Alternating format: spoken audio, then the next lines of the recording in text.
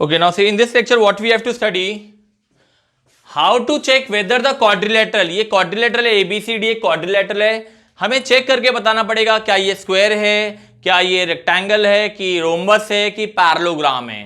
तो सबकी कंडीशन अलग अलग होती है, मैं एक एक कंडीशन बोल रहा हूं, उसको आप लिखते जाइए प्लीज, बहुत जरूरी है। देखो फॉर स्क्वायर क्या करना बहुत जरूरी होता है। अगर आपको इस क्वाड्रिलेटरल को स्क्वायर प्रूफ करना है तो पहले आपको साइड ए बी का आंसर निकालना पड़ेगा, साइड ए बी का आंसर निकालना पड़ेगा, फिर बी सी का आंसर निकालना पड़ेगा, फिर सी डी का आंसर निकालना पड़ेगा, फिर डी ए का आंसर निकालना पड़ेगा, चारों साइड का आंसर निकालना पड़ेगा। अगर चारों साइड का आंसर इक्वल आ जाए,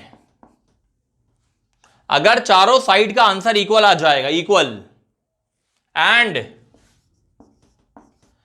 डायगोनल एसी भी निकालना पड़ेगा, डायगोनल एसी भी निकालना पड़ेगा, और डायगोनल बीडी भी निकालना पड़ेगा। अगर चारों साइड का आंसर इक्वल आ जाए और डायगोनल का आंसर डायगोनल के इक्वल आ जाए, तब हम उसको स्क्वायर बोलते हैं। देखो जब आप डायगोनल एसी निकालोगे ना, जब आप डायगोनल एसी निकालोगे तो आपका ए जो है वो x1 y1 बन जाएगा, और जो आपका सी है ना वो x2 y2 बन जाएगा। जब आप डायगोनल एसी निकालेंगे तो ये ए आपका x1 y1 बन जाएगा और सी आपका x2 y2 बन जाएगा, और आप इसको ज्वाइंट करके ए और सी के बीच का डिस्टेंस निकाल लेंगे जो डायगोनल कहलाता है। ठीक, जब आप डायगोनल बीडी निकालेंगे ना, जब आप डायगोनल बीडी निकालेंगे तो आपका बी जो है वो x1 y1 बन जाएगा, और जो डी है ना डी वो x2 y2 बन जाएगा। ठीक, तो इस तरीके से आपको 6 बार डिस्टेंस निकालना पड़ेगा, 6 बार डिस्टेंस निकालना पड़ेगा। पहले ए और बी के बीच की दूरी ए बी, फिर बी और सी के बीच की दूरी B C, C D D A, 4 side, और दोनों डायगोनल का आंसर निकालना पड़ेगा। अगर मान लो साइड आ गई 10 10 10 और 10 आ गई, और डायगोनल आ गया 15 और 15, चारों साइड इक्वल हो गई और डायगोनल डायगोनल के इक्वल हो गया, तो वो आपका कहलाता है स्क्वायर। तो स्क्वायर के लिए कंडीशन होती है, इसको अच्छे से लिख लो और ये डायग्राम बना लो बहुत जल्दी से। ठीक है, अब स्क्वायर के बाद मैं आऊंगा रोम्बस में, स्क्वायर के बाद मैं आने वाला हूं रोम्बस में, आने वाला हूं रोम्बस में। लिखते जाओ, ये सब बहुत जरूरी है लिखना।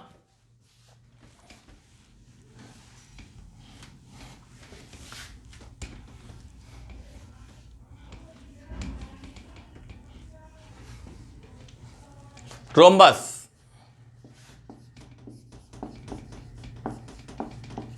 स्क्वायर हो गया, रोम्बस भी हो गया। अब यहां पे ए बी निकालो, बी सी निकालो, सी डी निकालो, डी ए निकालो, बस 4 साइड निकाल के इक्वल कर दो।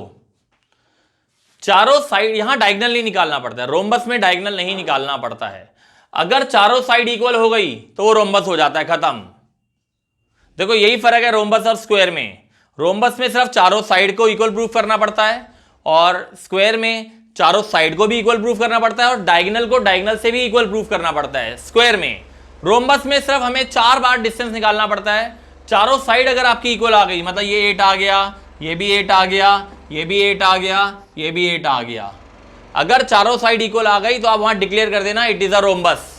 बस रोम्बस के लिए 4 बार डिस्टेंस फॉर्मूला लगता है, चारों साइड निकालनी पड़ती हैं।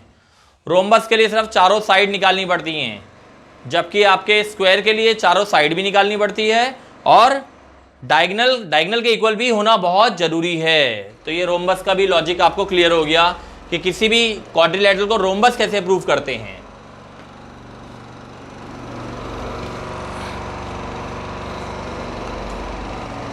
अब आते हैं रेक्टेंगल में।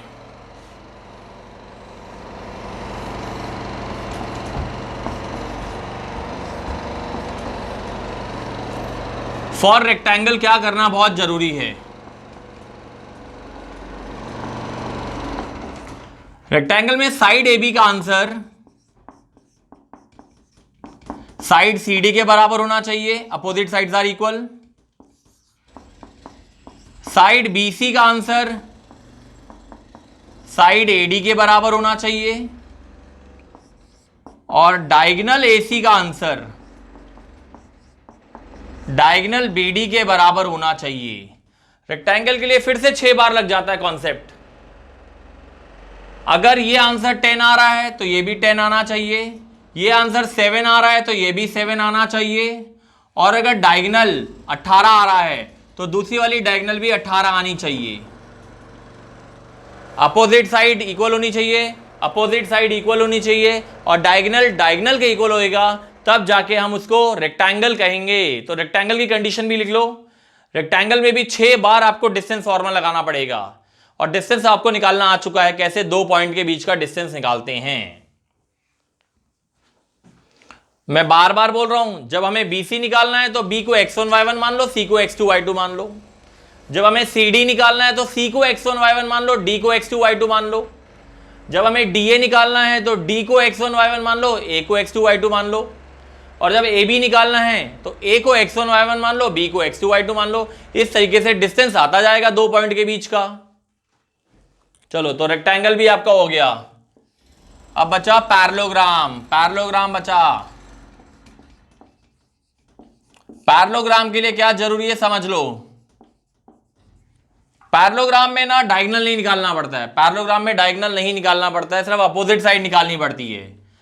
अगर अपोजिट साइड इक्वल है तो पैरेललोग्राम है, अगर अपोजिट साइड इक्वल है तो पैरेललोग्राम है। कंडीशन लिख लो पैरेललोग्राम की। पैरेललोग्राम में सिर्फ अपोजिट साइड निकालना पड़ता है, बाकी कुछ नहीं करना पड़ता है। अगर अपोजिट साइड को आपने इक्वल प्रूफ कर दिया तो पैरेललोग्राम हो जाता है। ठीक है, तो इसमें कोई डाउट नहीं आनी चाहिए। आपने पूरी थ्योरी लिख ली है, अब हम क्वेश्चंस करेंगे। तो आपको याद होना चाहिए स्क्वायर को प्रूफ करने के लिए क्या जरूरी है, रेक्टेंगल को प्रूफ करने के लिए क्या जरूरी है, रोम्बस और पैरेललोग्राम को प्रूफ करने के लिए कंडीशन क्या जरूरी है। मैंने इस पूरी थ्योरी में आपको बता दिया है। अब आप इसको याद कर लेना, और अब हम क्वेश्चन करेंगे तो ज्यादा अच्छे समझ में आएगा।